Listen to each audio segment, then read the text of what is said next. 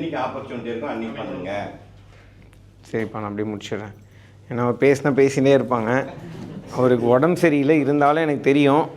அவர் வந்து இங்கே இந்த 2 நாள் நீங்களே பார்த்துருப்பீங்க.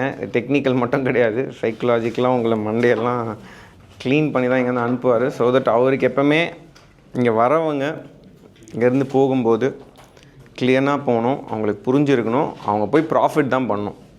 ஓகேங்களா? அது மட்டும்தான் அவரோட எப்போவுமே தாட் ப்ராசஸாக இருக்கும். இங்கே நிறைய பேர் ரிவ்யூஸ் கொடுத்தீங்க, ரொம்ப நல்லா கொடுத்தீங்க. ஃபர்ஸ்ட் ஆஃப் ஆல் அது ரொம்ப டச்சிங்காகவும் இருந்துச்சு. அதான் நிறைய பேர் இது ஒரு ஒர்க் ஷாப்பாக பார்ப்பீங்க. சில பேர் பார்த்தது விதம் வந்து கரெக்டாக இருந்துச்சு. ஏன்னா வந்து பணம் பண்ணுறது எப்படின்னு சொல்லி கொடுக்கறதுக்கு எல்லாருக்கும் மனசு இருக்கணும்.